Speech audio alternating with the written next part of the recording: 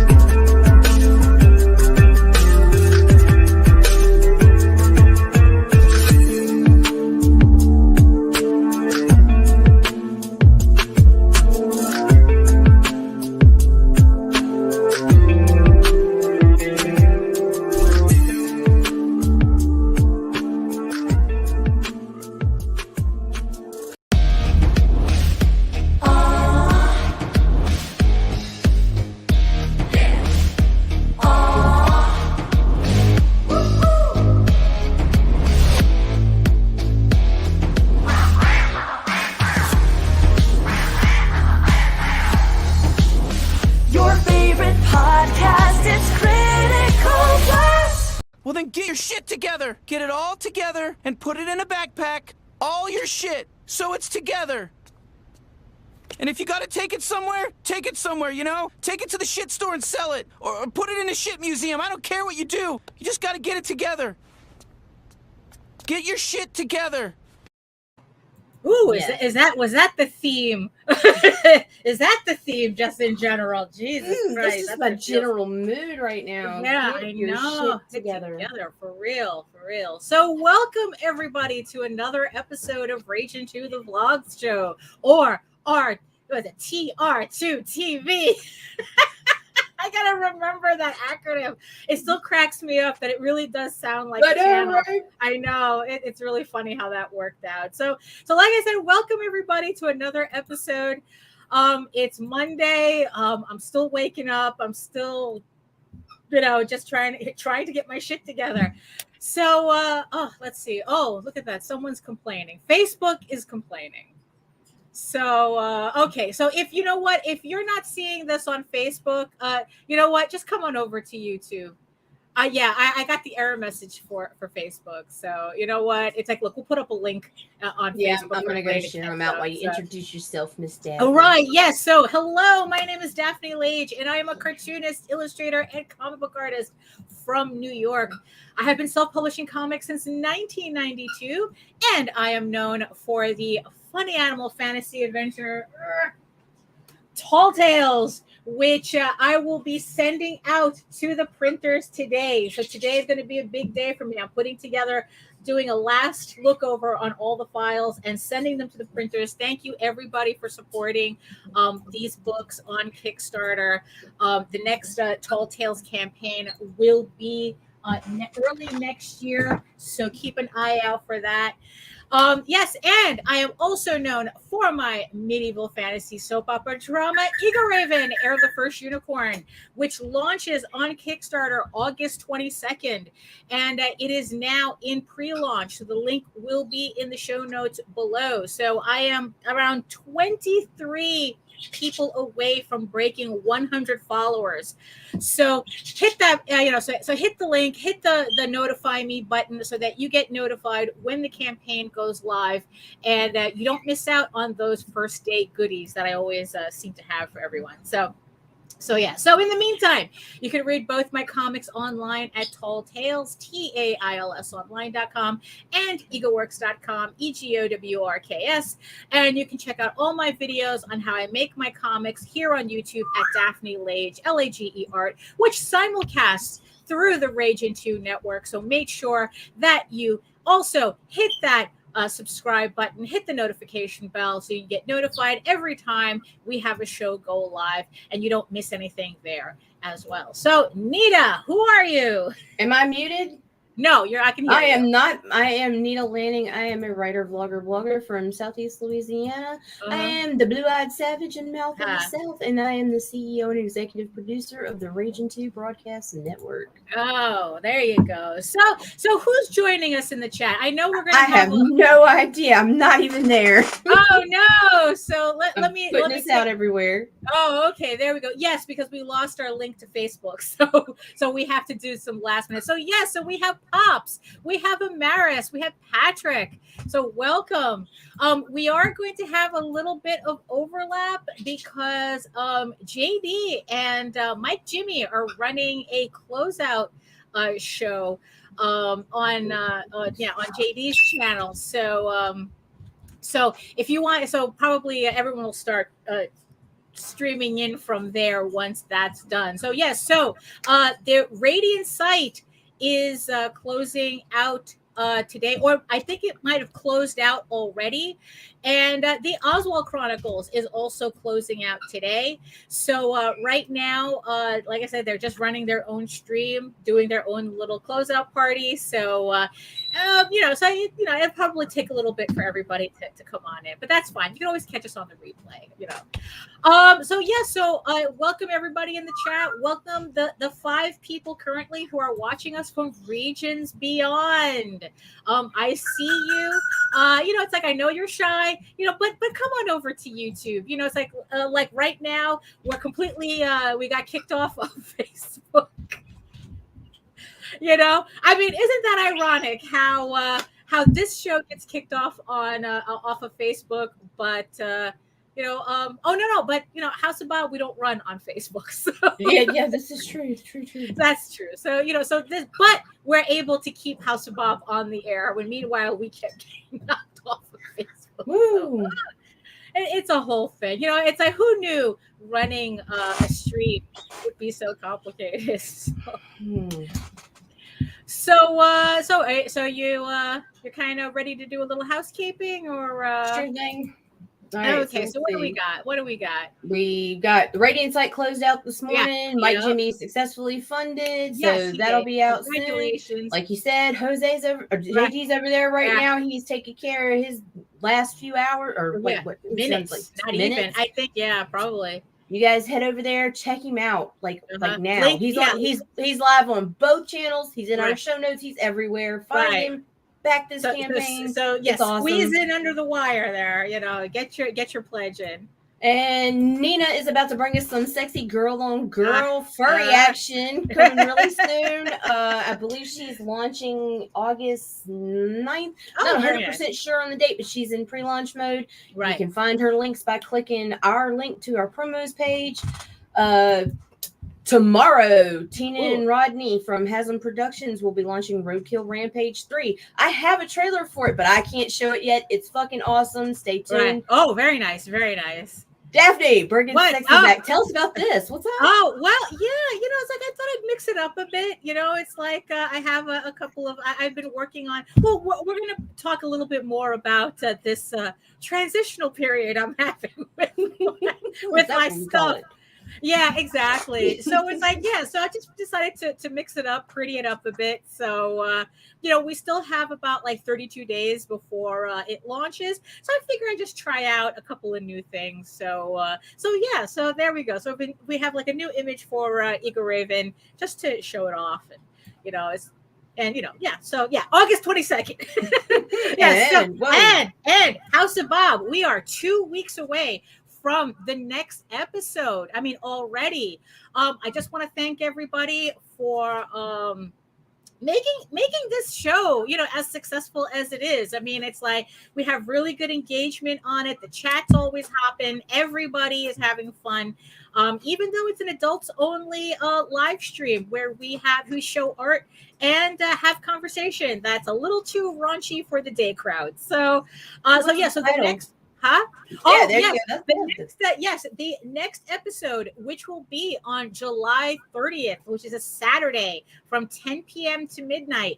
The topic of the show will be monster boyfriends and other fuckable creatures. My favorite. You know, so thank you so much for making House of Bob work for us. You know, we're having a good time with it. So thank you.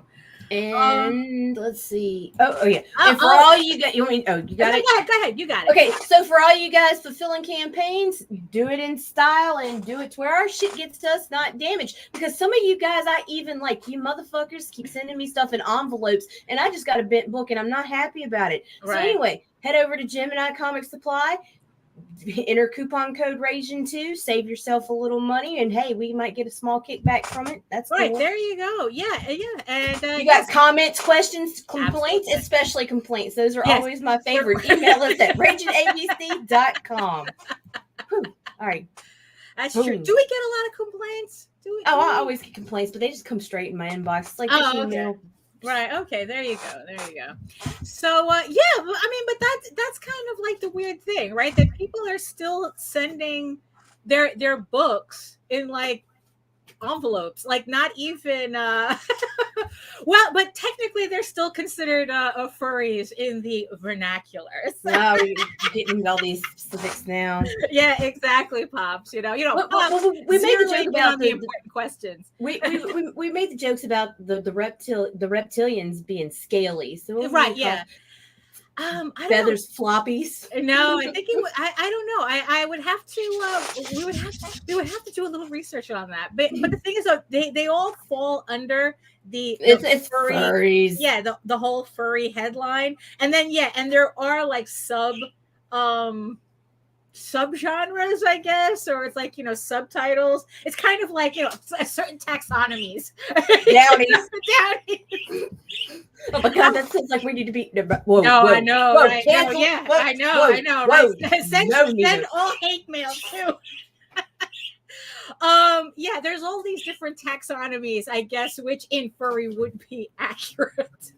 That they use for different types of it gets intense. I mean, they're all yiffable creatures. Yes, exactly. That's what counts. Here we are, like busting those stereotypes. No, absolutely not. It's like, so Nick. Hello. Thank you. But that wasn't even in reference to us. We've got an incredibly sexy guest coming. Right. Yes, we do. We have the return of Isaac Fox and Cremisi and his sexy harem of anime Fox girls, So it's like so we're bringing him on for a second go at questions, and definitely today there's certain things that I do I do want to Dojo. It's summer child. He's so innocent. Oh my goodness. If you want the actual, should we tell them? I think I should tell them. So Dojo is the alleged sound foxes make. What does the fox say when they're mating? It turned into a very specific term in furry fandom. So now you know, and now you regret knowing. We just lost a friend, Daphne. I know. No, he asked. We answered. Just because he regrets the answer. That's a different thing. So that's why, the title of the show. So we thought, so speaking of, I had that new Eager Raven image that I put up. Oh yes, absolutely, Dojo. Just hold our hands and we'll walk you around the sticky parts. Give you a baby wipe on the way out. Yeah, exactly. So this has been kind of like a really, really revelatory last week or so, for me. Which kind of leads into the new image that I'm using for Eager Raven right now. Like I said, I'm testing out a couple of things. So if you follow me on Facebook, you will have seen already several new pieces that I've been putting up for Eager Raven to help promote Eager Raven. And this is all based on that conversation we had, on Monday? Mm-hmm. Where I was pretty much having a crisis of faith in terms of marketing. And it's like, yes, to think that that's possible, that this is what marketing does to us, right? Where it's like, all we're obsessed about is trying to promote our books and trying to get people to see them, and trying to like figure out the algorithm. Like, what does the algorithm like? What could we use in our favor? And it's like, right? We talk about the whole thing. It's like we do use the word titty book, okay? And it is. Because it's a titty book. Well, there's titty books, right? Yeah, tits and ass. The tits and ass crowd. No one should be offended by that term. If you like tits and ass, look at tits and ass. That's right, what you do. Right. That's your thing. Good for you. And yeah, and that's the thing. And it's like, and I do have to admit that sometimes I do use the term a little bit on the derogatory side. But in the end, it's just another genre. It literally is. Blow, though. I soften the blow when you do. Oh, right. Yeah. It's yeah. There you go. So it's like, it's just another genre, and and the thing is though is that every campaign, every successful campaign is a learning experience. It's like, and the thing is though, and there are certain things that, as much as you want to kind of deny, you know what? You don't know until you try it. I got you. Yeah, you don't know until you try it. And one of the things that that was just so obvious is pretty much the usage of very specific imagery when it comes to the Kickstarter. Like, if you want us to go into more detail in that, you can see the full version of me having a breakdown on having a crisis of faith on Monday's show. And the thing is that, like, there's and then it's like I came to the realization that there are certain aesthetics. Hey, Mike, Jimmy, there are certain aesthetics that seem to put eyes on campaigns. Like, what makes people look at campaigns, Daphne? Right. It's like pretty girls. And what else? Well, you see, that's the thing. It'd be very easy to say that going tits out is the easiest way. I was going to let you go with violence. Oh, well, that's true, because like the Roadkill Rampage graphic, ass and really blood. Good. Oh, yeah, wait. is really good. Well, and and if it's at the same time, then that's a House of Bob. No, that's right. That's we'll see you guys next Saturday. Right, exactly. Yeah, well, yeah, it's like it's either like extreme, like kind of like violence like violent imagery that gets attention, or it's like kind of like very soft, feminine / sexy artwork. And I'm trying to find, and the thing is that for Eager Raven, I'm trying to find a balance as to, what it's like, let me try out a couple of things, and I was very hesitant at first, because it's like, I thought like, oh, it's like I'm drawing this artwork and it's not really part of the story. And it's like, oh, I don't know. Oh, there you go. There you go.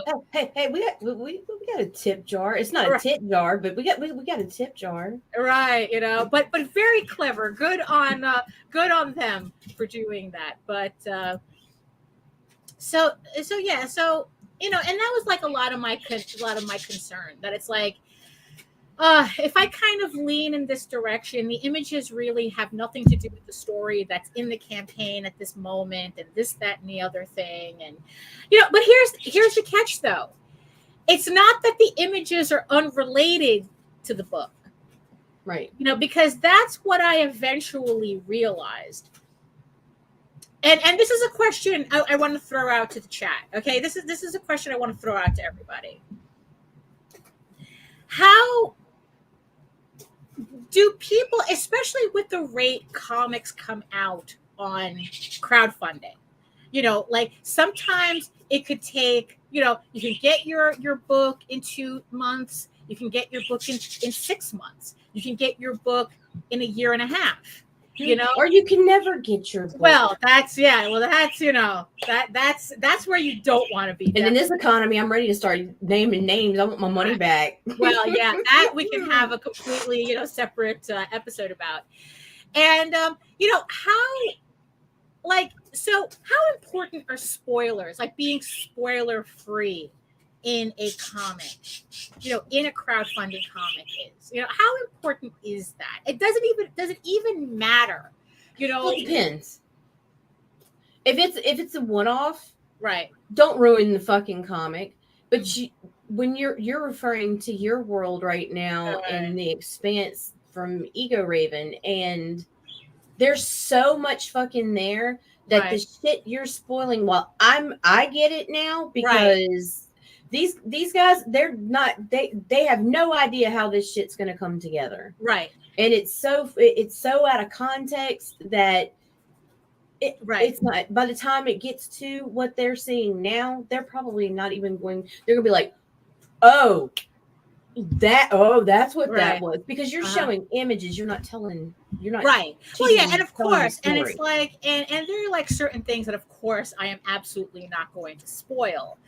But there's certain things that I think that already by the 4th issue, unless you're not paying attention to the story, you know, it's like, it's technically, you know, it's like I don't think an image out of context is a spoiler.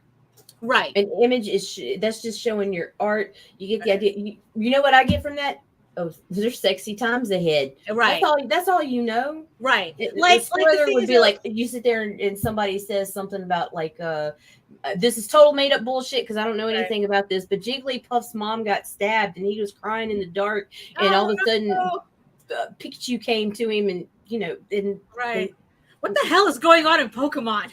I don't fucking know. It's all I can think of, Daphne. Fuck, man, I'm tired. I haven't slept. Wow, that I didn't know Pokemon got that dark. You know, although I know that Cubone has a really dark backstory, but you know, but my point is I don't think imagery is spoilers, right?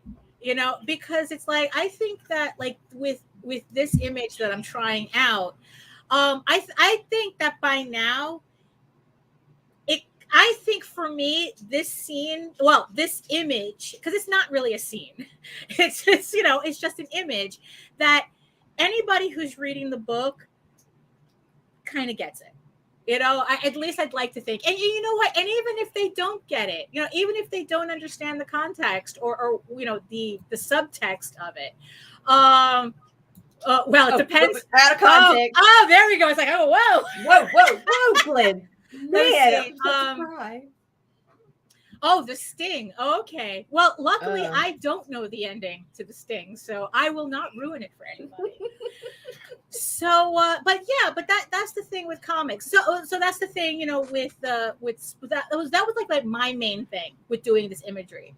But then it's like once I got like a whole bunch of them done, I found out I was having the time of my life with these images. You see, that's the thing. It's like, so at the very beginning, I was like, oh, I don't know. I'm kind of like, I'm feeling all weird and shit like that. And, you know, it's like, I'm kind of distracting from the story and this, that, and the other thing. And by the time I got to certain images, I'm like going, you know what? Fuck it. Let's keep going. You know, right. Exactly. You know, it's like, you know, and the thing is though, so it's like, so I did like these particular images, like there's, right. It, you know, it's like, yeah. So it's like, it really, so that was really in the end, it wasn't the fact that I was like doing like a little bit more sexy or pretty aesthetic, you know, images, you know, but just the fact that I felt that I felt like I was spoiling something. Yes. Oh, very nice, very nice. Yes, you got the first look. Nita, your box is special. Always last. It's like Always last. best for last, best for last. Like I said, the sketch covers that I'm working on will make it worth it. So, so so that was the thing. So what I found is that was the real issue I had with the images. They're not out of you see, and that's the thing.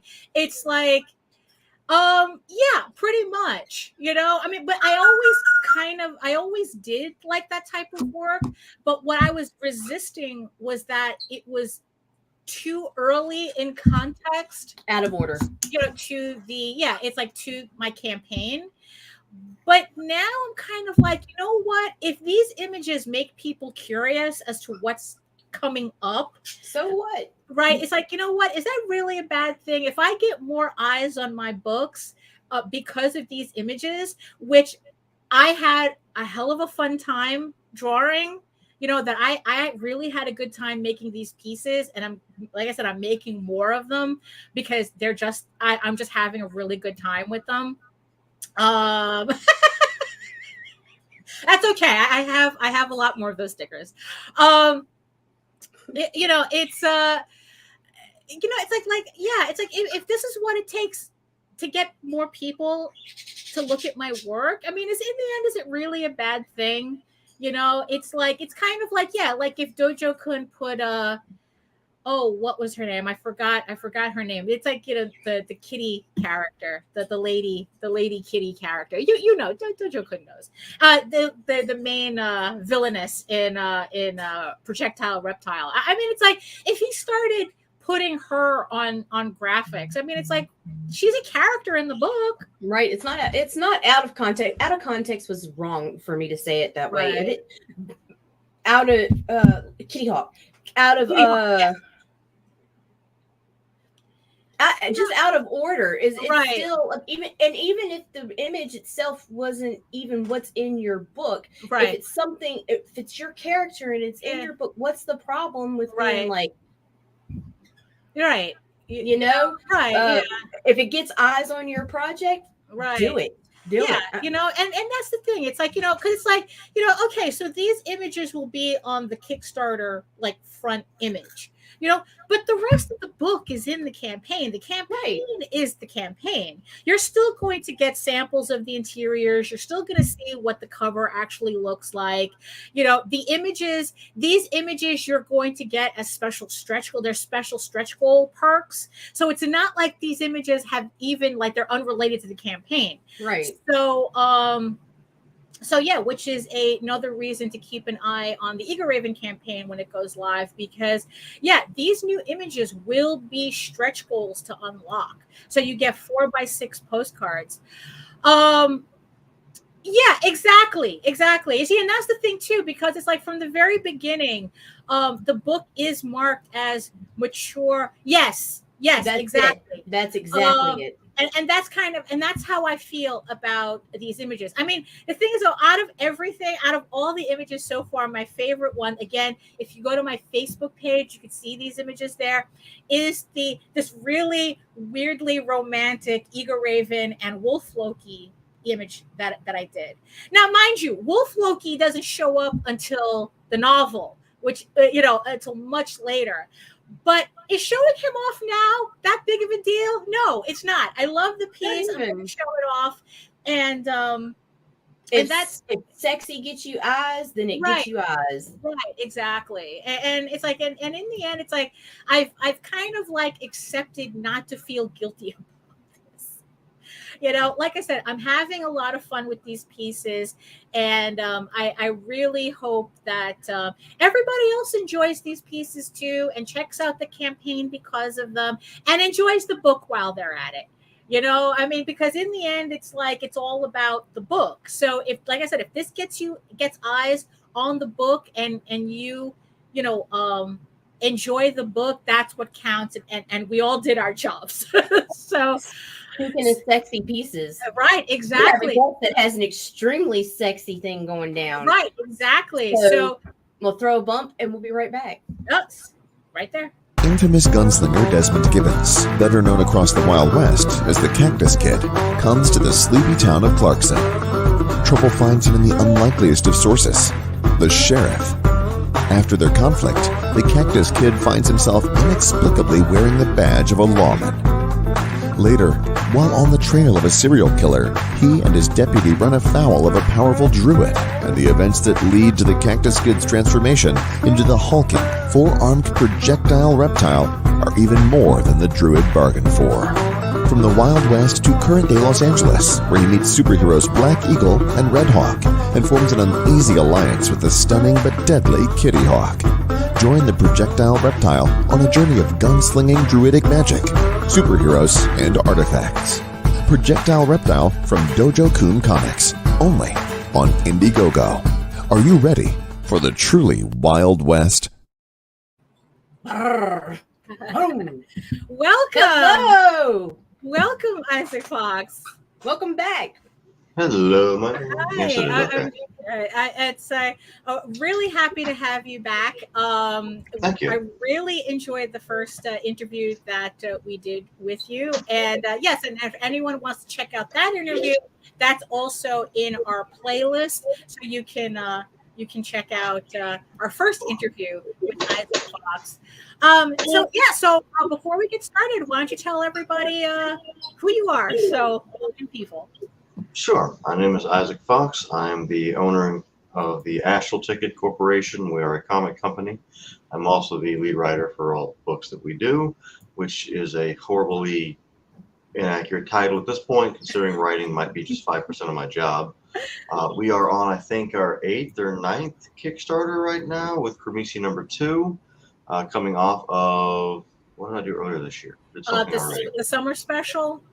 I think it was. Yeah, I think that was the last one I did. It was Foxy Vacation. Yeah, Foxy Vacations. You kind of lose track after a little while. Like, I've done so many. Exactly. What was the last one I did? I don't even remember.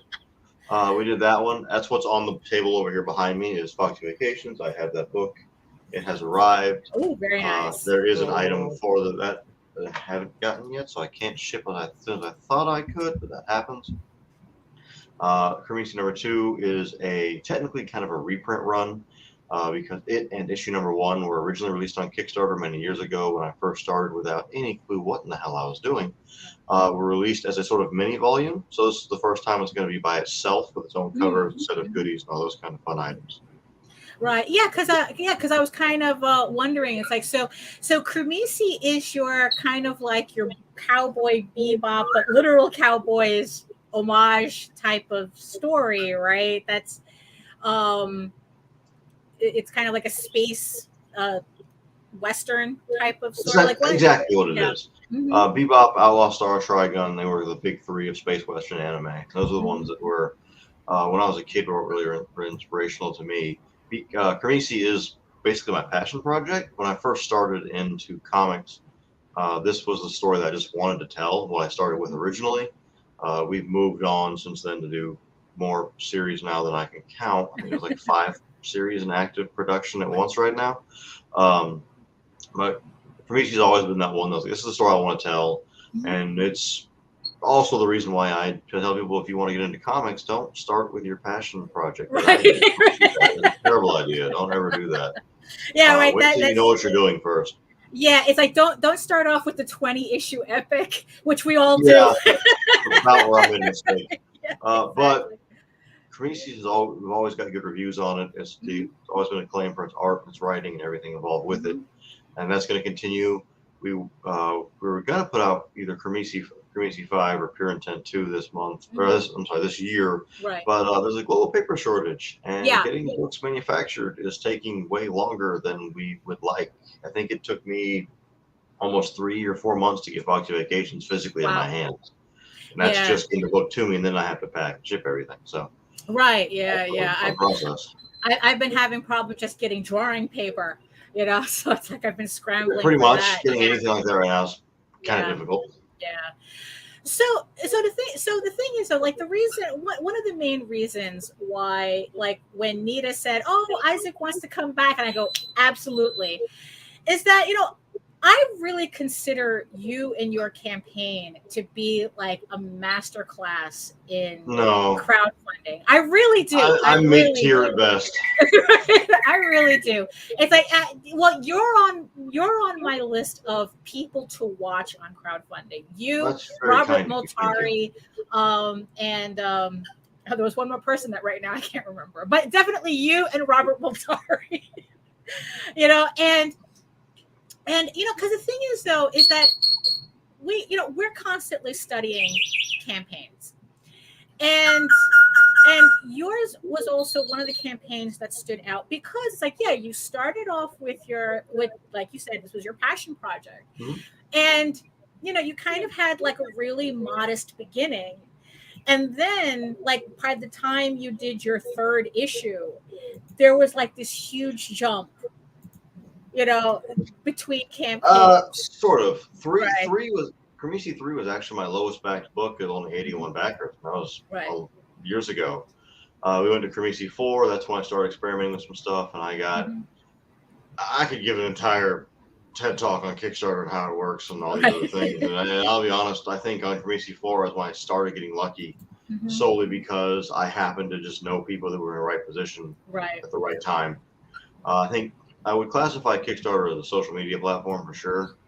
And with any social media platform, success on there isn't really definable because timing is a big deal. What worked for me 2 years ago to kick me off really well may not work right now. It may not work 3 weeks from when I did it, how fast this stuff moves today. Right. But after Cremisi 4, we started doing more stuff with more series and more ideas. And things just kind of snowballed from there, to the point now where Cremisi 2 has been up not even a full week yet and already has more backers and more funding than any other issue of Cremisi ever got, outside of issue 1's rebirth, which was early last year. Like, so when you were going to launch, when that transition happened, when all of a sudden your campaigns went from, like you said, your lowest backed campaign to you're waking up and it's like, holy crap, my campaign just made $16,000. It's like, what was kind of like your thought process? It's like obviously you knew at that previous campaign, I have to do something different. And we were just talking, before you came on, about the whole thing about, it's like, what is it that we have to do to get more eyes on our book? And I know that your book has this fox girl in it, who's, I guess she's the AI companion. We have a lot of stuff that has that. It's kind of synonymous with our brand at this point. Yeah. And so what made you what made you decide? Yeah, exactly. It's like, what made you decide that it's like, what, maybe we should put this character in the forefront? Well, she was always designed for that. Alice was always meant to be kind of a poster character. The only change that ever happened with her, that's the blonde girl behind me here. Right. The only change that ever happened with that is that we started doing mascot characters.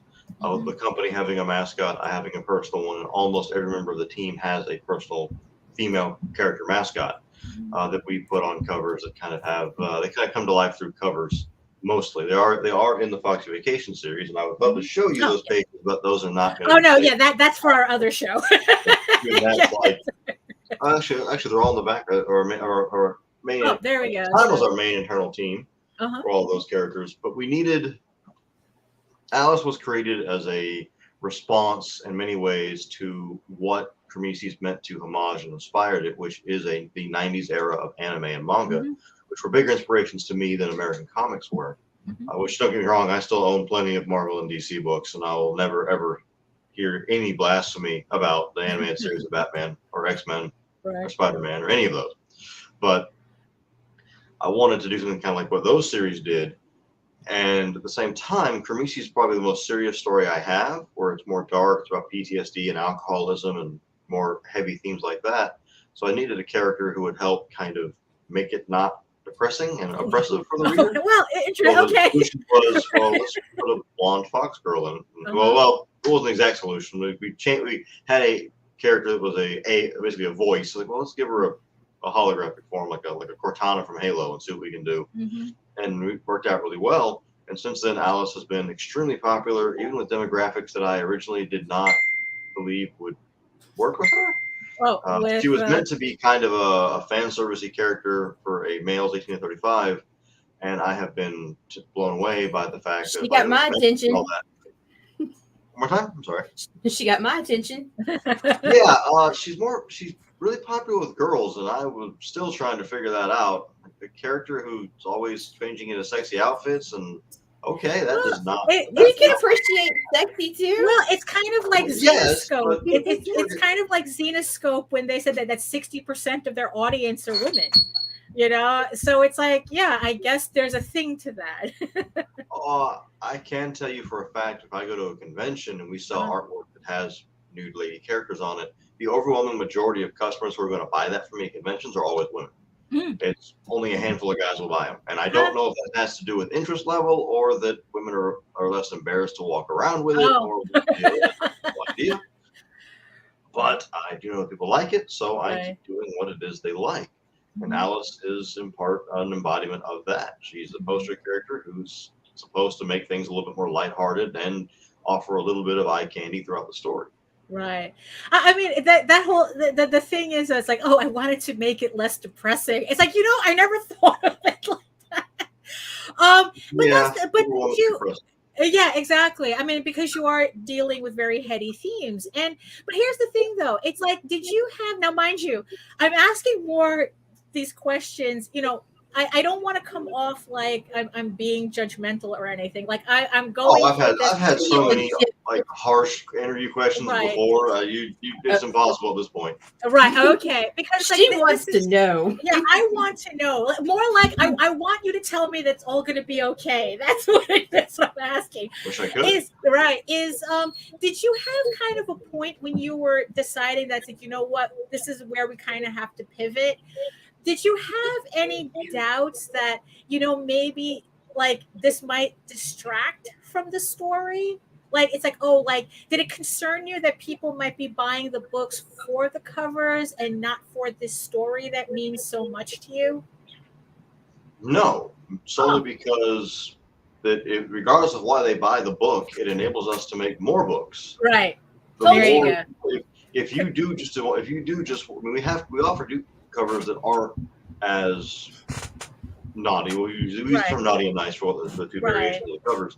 For instance, even the one on Fox Vacations I have here, this is the nice version. There's a variant of this where that towel doesn't exist. Right. When I first sent this to my agent at the time, I sent a censored one. That was the naughty one. I put a censor bar over the fox's crotch. And he was like, please tell me that's not there. I'm like, okay, there's nothing there. No, we wouldn't draw anatomically correct animals with naked women on the covers. That would be, that's in the wrong message very fast.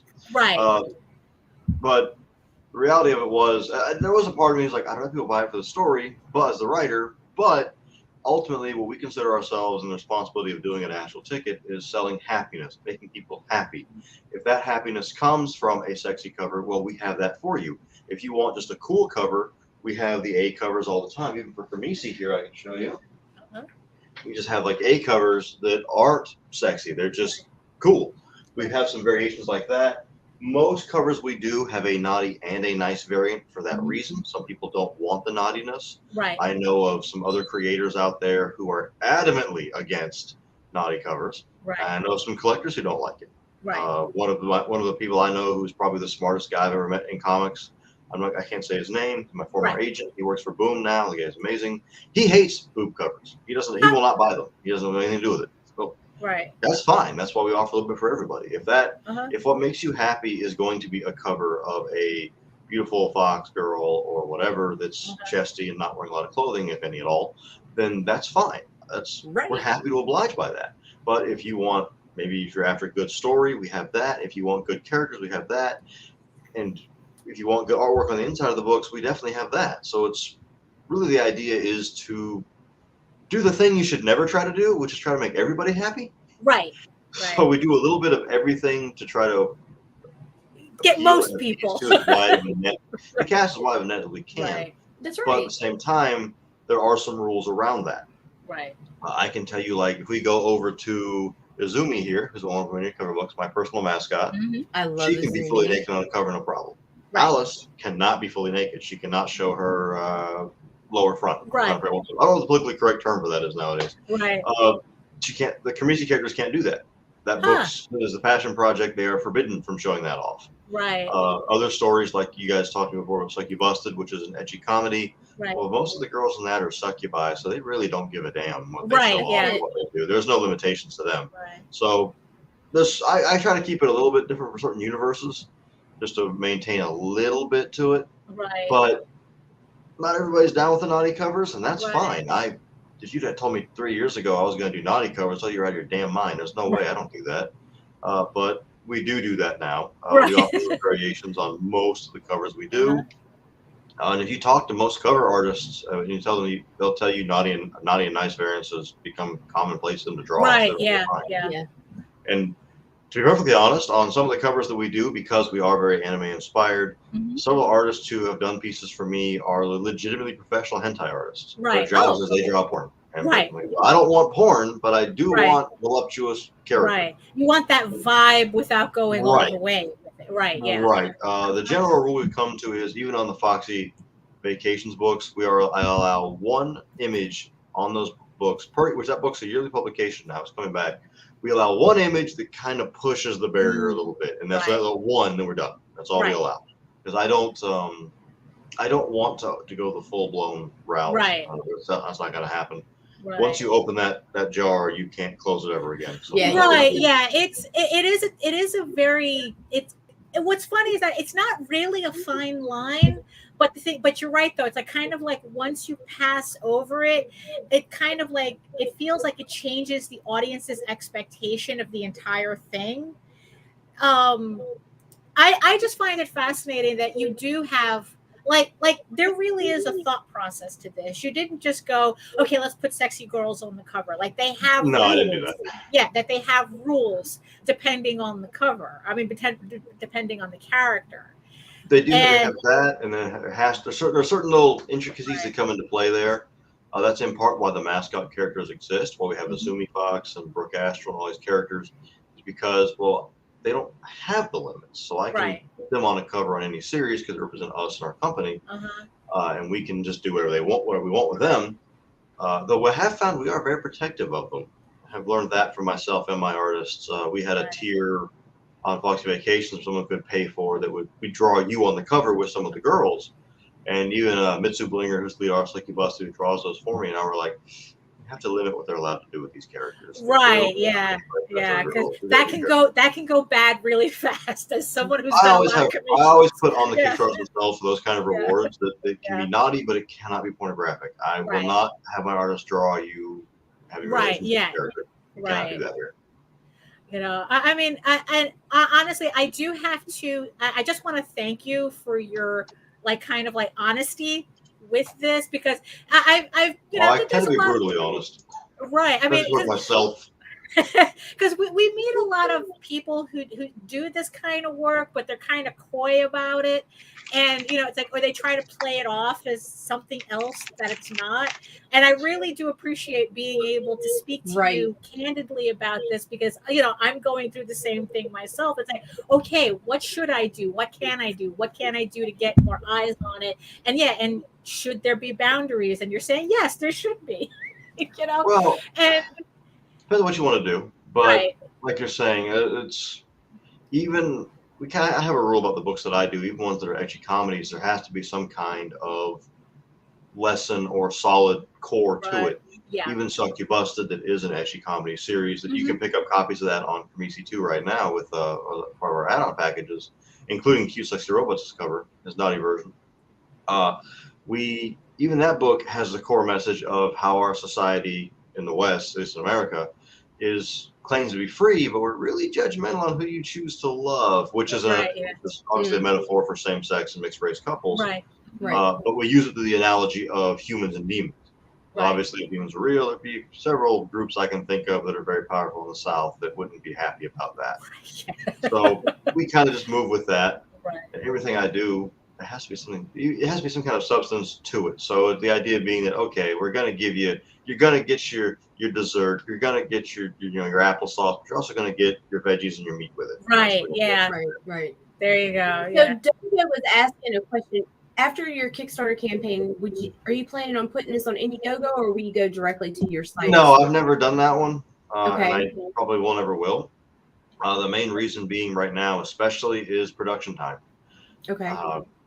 You guys might notice that Cremisi 2 was 30 days to 35. I usually do 35-day campaigns. I did 30 this time, and the reason for that is production time is so far back Right. that I can't afford the time to push those extra 5 days, much less another platform entirely. But it will still be available through your site, whatever. Right. Later. What Okay. we have started doing, we use BackerKit, who, if you're a creator out there and you want to get into this, BackerKit's amazing, but the first like month I ever used them, I hated them, and I wanted to burn their headquarters to the ground because it's extremely work intensive. It's a little complicated. Yeah. And it's like you have to micro organize and manage every single thing you can think of to work with that. But you're gonna appreciate that later, and that's what I learned, and that's why I continue to use BackerKit. One thing BackerKit does is that people can place pre-orders. So if you miss the campaign, you can still pre-order items from it. So we started doing that, allowing people to pick up things after the campaign, and that's been a massive help to us and apparently to the fans as well. So that's about as close as I'm going to get to doing a new campaign to the same book I just did. Mostly because time is just such a factor these days. Right. Yeah, because I've been looking at BackerKit too, and that's what it seems that everybody says. To set it up sucks, but once you have it's smooth sailing. I think BackerKit counts as one of the little more pricier ones. I think CrowdOx. I know they're the same company now. Right. From what I understand, and I could be wrong, if you go directly through CrowdOx themselves, it's a similar service, but it's a little bit cheaper. And I know there's some other versions of the same idea out there on the market that I think are a little bit cheaper. Right. I haven't tried them yet just because I'm going to stick with what I know and what it's right. Yeah, exactly. And also the thing is too is that there have been some, not exactly rumors, but talk about how BackerKit is looking to start their own crowdfunding platform. No rumors, nothing. They've sent emails saying they want to do it. Oh, so there you go. Rumor, nothing. That's like saying it's a rumor my walls are purple. Like, we can see this right there. It's there. They've sent out emails saying they want to do this. Right. So so that would be like another reason why I would look at BackerKit before anybody else, So I don't know how it's going to affect things, but we have to wait and see what they're going to do. Right, exactly. So so let's take a look at the Cremisi campaign. So this is Cremisi 2, Escape into Free Space. So is this the same issue 2 that you had offered very early on in your your campaign career? No, this has not been offered as its own book. Period, via Kickstarter. I have had it print as its own book before, and it was for small runs for conventions. Which is a very different beast altogether. Right. I have a couple of copies of it around here somewhere, or in the storage box. But this is essentially a brand new run of that book. It has new covers. It has a bunch of new stuff. Since starting, I have learned more than I could ever imagine. So the books have been kind of tidied up a bit. The dressing on them, the back covers, all that has been made much more professional, much more uniform. I used to do a different back cover every issue, which is a waste of time and money. Do not do that. And now every Cremisi back cover looks like this. Right. It's got a website on it, our logo, beautiful drawing of the ship there. Just keep it basic, right? Right. Yeah. That'd be great. So we'll just do that. As far as this run goes, I have covers from Lyrics, Lena Dye, Greg Bell Watson, who's one of you mentioned Zenoscope. He's one of their guys. He was brought to me, actually, one of my assistants brought him to me to look at. He looks kind of like he sounds a lot like Alice in Wonderland and Zenoscope. He's like, I did covers for that for years. I went, oh God, okay. Right. Oh, there you go. Right. Oh, that explains everything. My Alice was inspired by Alice in Wonderland. Right. I had one review, the only review I ever gotten in my entire life that was even remotely harsh on anything I do, commented they didn't like that she was wearing a French maid outfit. I was like, that's not a French. I guess it is. I was going for a variation of Alice in Wonderland's outfit. Right, yeah. But also a variation of a French maid outfit. Right. But okay, well, that wasn't even thought about. We do have Right. that. Well, That's if we have that's a the worst free sample criticism you've gotten, yeah, pretty much. Okay, well, oh no, the fan service character bounces out of her top. Well, if you Right. ever watch anime, there's always that one character. yeah, exactly. The difference being that mine aren't under the age of 18, unlike they Ooh. are in most anime. Burn. Well, Well, we have a very strict rule about that. Any character that's going to be on anything naughty must be at least 25. So Right. strict rule. Well, yeah. I mean, it's like even though it's like technically they're drawings and that shouldn't matter, but yeah, I've kind of looked. They're images that it's like, oh no, that's spooky. Yeah, I've experienced the cringe. Yeah, there's a certain cringe factor in certain characters being drawn a certain way. So yeah. Well, that's a trope in anime. You'll run into a character who's like looks 12, they're like, "Oh, I'm 400 years old." Right, exactly. Cool and all, but yeah, for me, thank you. But we see what you're doing there. 12.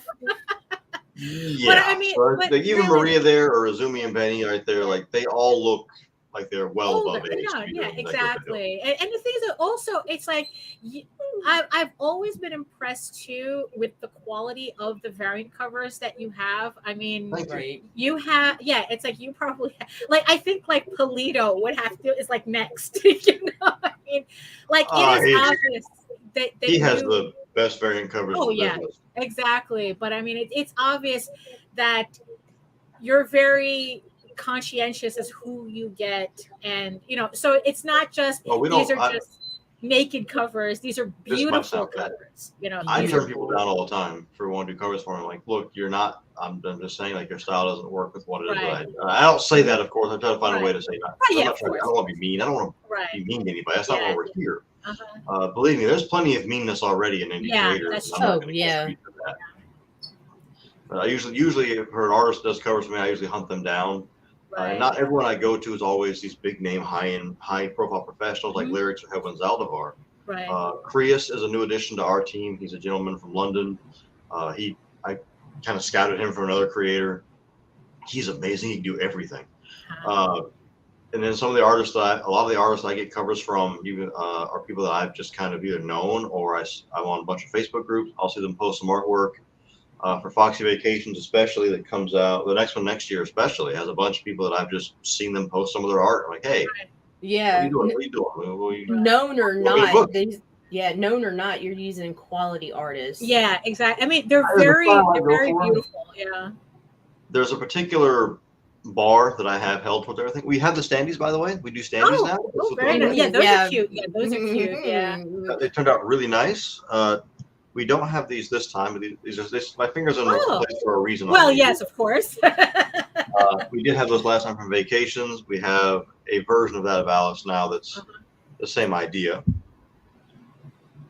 But as far as the artists go, I usually look for people that are, because of what I do, by stuff being very heavy anime and manga inspired, I tend to look for artists who can draw that kind of stuff, like who are anime artists mostly. Which anyone who's ever gone to an art school, apparently art schools don't like people who draw like that. Well, yeah. That's what I've always been told. So I'm like, yeah, they may not, but I do. And that's from what I have seen on my campaigns, that's what my particular audience tends to like. If I ever do covers that are very Western, they don't tend to be as popular with my particular audience. Like, okay, you guys want the anime stuff. We do run we have one of my assistants, she runs our fan server on Discord. And we've had people in there straight up say, we don't read comics. We just read, we just read manga and watch anime. So, well, the thing is, though, manga is comics, so technically they do read comics, just not American comics. I've had people ask me before why I don't call my work manga. I'm like, well, I was told by my colleagues in Japan to not do that. Oh, interesting. So it was a bad idea to do that since it wouldn't truly be manga. It's just a manga inspired comic. Interesting. I mean, I guess they would be the people to tell you that. So it's like. Yeah, that's why I was let me ask them. Because we're stemming from somebody got mad at me because I didn't call it that. They called it manga. And I was like, well, let me ask my colleagues in Japan. And they were all. I'm sorry for that. I don't think yeah. I'm actually going to call them back. That's really important. But I was advised to not do that by my colleagues there. Okay, I will make sure I don't do that. Right, that's interesting. I mean, like, really quick, is there like a particular thing that they felt that it makes your work not manga, or there's a lot of someone who has spent a great deal of his life studying anime, comics, and manga, and the histories behind them, where they came from. There's a great deal of nuance to that. right? You could argue that a manga has to have an actual person of Japanese descent That was my thing. to work on it, to do that. Manga also goes from right to left. My books don't do that; they're left to right. And despite the fact that I do have the honor of working with some individuals who are from Japan and live there, none of the interior art is ever done by them, and it doesn't fall into that category. And even our layouts, the way we handle things, and kind of the style of stories and all, still very Western. So it wouldn't. I don't feel it'd be a very appropriate title to use. I just say it's a manga-inspired comic. Oh, there you go. So Kremisi is. We're going to have links in the show notes for the campaign. There's still plenty of time to go on it, so no one's missing out on anything right now. Well, yeah, it's still very early. So, and even though this is an issue 2, issue 1 is available on this campaign. Like, people can catch up with. Yes, ma'am, absolutely. Okay. Issue 1 available there. Every series that I've done can be got through this. Not every cover. We only pull certain ones out of the vault at certain times. But you can get Kremisi 1 through 4, which have already been done. You can pick those up. You can get Pure Intent issue 1, which has already been out. And that takes place in the same universe as Kremisi, but the main cast of that one is about 14-ish, so you're not going to see any nudity inside the book itself. There's some violence. In fact, Pure Intent is the only book I have ever had to tell an artist to cut a panel out of because it was too graphic in violence. Ooh, wow. Well, it wasn't when I wrote it, but they kind of went. That panel. I wrote it. Things in the U.S. happened, but we got to cut that. Oh, well, yeah. Okay. I can't do what I wanted to do there. That's true. Then we have Suck You Busted, which is an ecchi comedy series. That's available on there. Foxy Vacations, which is literally just, I don't think I have anything in this book I could It's like people can. This is for you. There you go. Pins. Boom, There you go. go. I think everybody gets the idea. There we go. We do have, there are pinups of males, not as many because not as popular. Right, exactly. We do a couple of those, of course. We believe in equal opportunity fan service. There you go. Thank you for saying that to her. And Daphne. And also, did you hear what he said? What? Who buys the majority of the art? Girls. Thank you. And we like Jake. Girls. Well, it's an interesting thing in Kickstarter where I get a lot of people asking me, like, we want to do Kickstarter, what do we do? And there's 2 options that I tell everybody. So, well, if you want to make a comic, you have 2 options. You can either make a comic you really like and you enjoy for a realistic amount of money to produce it, like say $3,000 to $5,000, and you can do that and go from there. Or you can say, I want to make the next commercial success, and you can try to do that. And I will tell you that if you choose those options, one of those 2 options is going to have you on suicide watch in a matter of days, and that's the option 2. And you will drive yourself insane. Do not sit there and go, I need to crack the next big commercial hit. But you will be on suicide watch in no time because you're going to lose your damn mind. So I kind of got lucky that I was able to pursue the path. When we started doing stuff that was with Nadia covers, it just so happened that I already loved ecchi anime and the random, oh no, there was an explosion, but all it was magically destroyed was my top, and now I'm topless. Like, I happen to be someone who already loved all that. Right. But in addition to really dark, hard-hitting stories, kind of like Berserk, which is a creme de la creme story. From a gaming platform that likes gaming, I'm much more of a Bloodborne guy than I am like any of these more anime video games. Right. But we do a little bit of everything to make everybody happy. Right. Yeah. So there you go. So it is possible. It is possible to cross the streams here, especially if you just have to enjoy what you're doing. That is why, if anybody wanted to do it for Kickstarter, that's what I would say. To make sure you like what you're doing first, and you can expand from there. But also ask yourself, are you doing this because you have a book you want to write, or are you tired of going to work for somebody else? Yeah, that's for sure. In my case, I hate working for other people.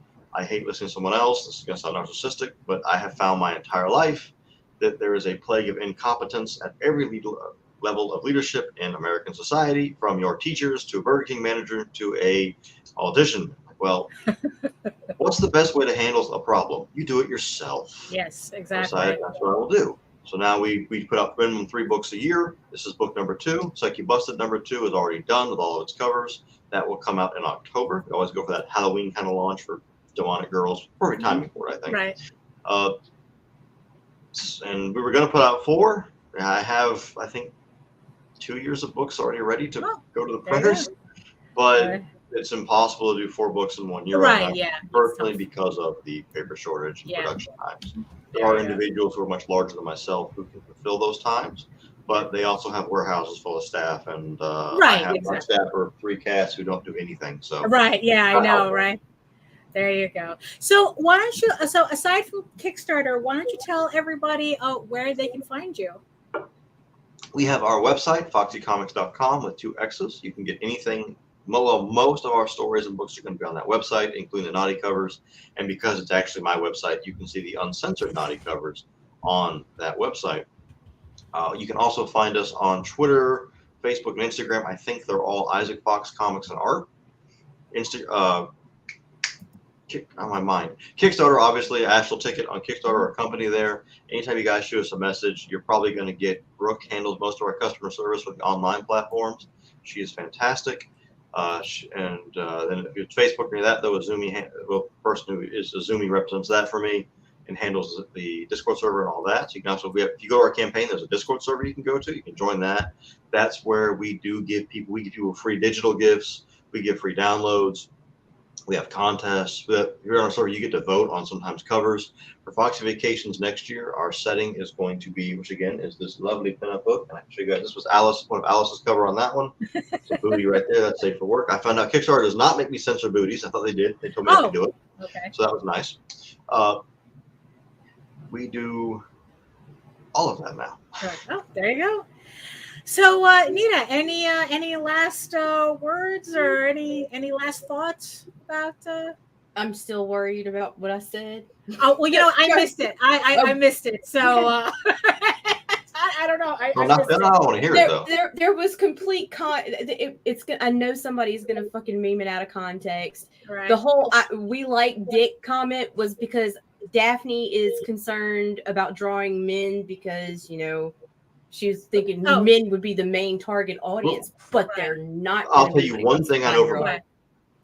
The one thing I've learned from this, and I say this as a guy who kind of likes both, but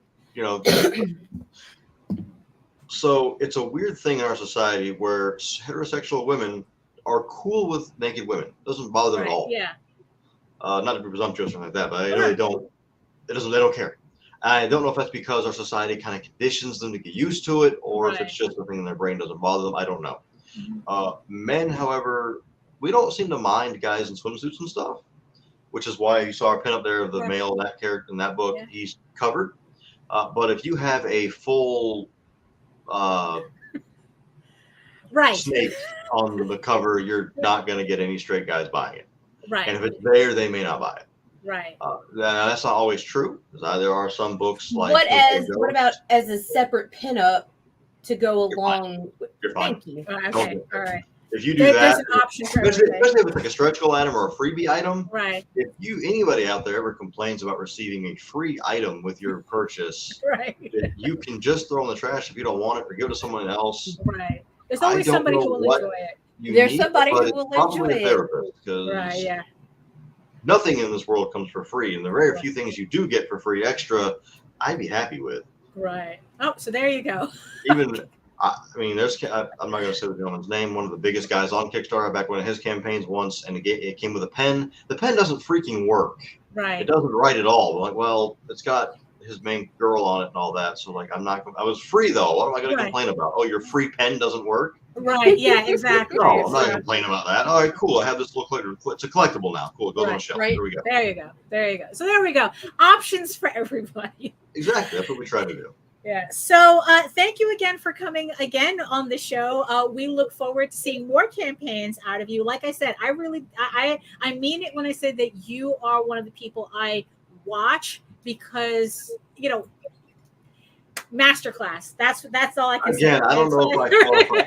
I think I'm mid-tier for Kickstarter. I mean, I do better perhaps than I guess the majority of comics on Kickstarter do. Uh-huh. I know as far as Jacksonville, which is the largest city in North America, continentally in the United States, Right. by square mileage, because our city limits go out to the middle of the freaking Uh-huh. swamp. I think of the top like 6 highest, most popular books on Kickstarter, I think I'm like 4 or 5 of the 6. Oh, there you, But well, it's worth it's it. not like, but I say that, but it's not like I'm in LA or New York, which are known for being centers of massively creative individuals. I'm in Jacksonville, which Right. doesn't really have. You know a huge what? comic What market. you do works for me. So there you go. I'm going to be ogling. I'm going to be ogling. And the rest of everything your I campaign. have on there is like this campaign, especially. I think it's the most elaborate one I've ever done. Right. So if you go on there, there's all kinds of infographics. There is a Right. step-by-step walkthrough to tell you how to do everything from tennis messages to how to actually get the reward you want in the add-ons, what the numbers mean, and everything. We break it all down. Right. But all of that is stuff that I learned by looking at people who are bigger than myself. I sat down for months and just took notes on people's campaigns. There were people who were making 100,000 plus. Right. Like, okay, they did this. They have graphics to say this, and I started looking at those lists. Like, what crosses over? What do they both do? Or they do this and this. And it was just a product of a lot of research Right. and an ungodly amount of time spent Right. making a Kickstarter page. And before you know it, your room looks like the trailer from True Detective when he's trying to figure out. My office is a warehouse now. Yeah. You can't see There behind you me. go. There's more books and Right. boxes and shipping supplies and all kinds of fun There you things. go. So, like I said, thank you again for coming on. We look forward to having you on the show again in the near future. So, if you want to learn One more, October. and if you want to learn more about my work, and also before we go, thank you everybody in the chat for keeping it, for keeping it moving, keeping it real. Thank you for the 7 people who are watching us in regions beyond. We don't know where you're watching us from, but thank you anyway. And like I said, if you want to see more about my work and learn more about my books and whatnot, you can head on over to my main portfolio site at egoworks.com, EGOWRKS, where you can find links to all of my galleries and social media sites. But I mostly post to Facebook. And if you are interested in seeing the pieces that I was referring to and was talking about, they're all on Facebook, so you can check that out and see if I'm heading in the right direction. I think I am. So, also, if you want to see my videos, you can check my channel at Daphne Lage, Lager, which also streams through the Ragin 2 network. And like I said, Eagle Raven, Heir of the First Unicorn, launches August 22nd. So make sure you hit all the links in the show notes below. And click on everything. It's just easy. Just click all on the everything. buttons. Yeah, exactly. So, Nita, tell the people where they can find you. All over social media as Nita Lanning or at C_chaos247. And anywhere you find the Ragin 2 banner. Right. And there you have it. And in the immortal words of the ancients, eat your food, moisturize. What else were we doing? Eating your food, moisturize, mind your business. Yes. Mind your business. Do the work. And do the work, because when you actually do the work, you never have to fake your accomplishments. It's all real. It's as real as, I don't know, it's as real as. You ready, Daphne? I'm you know what? I'm done. I got work to do. Hit the button, you guys. Smash it.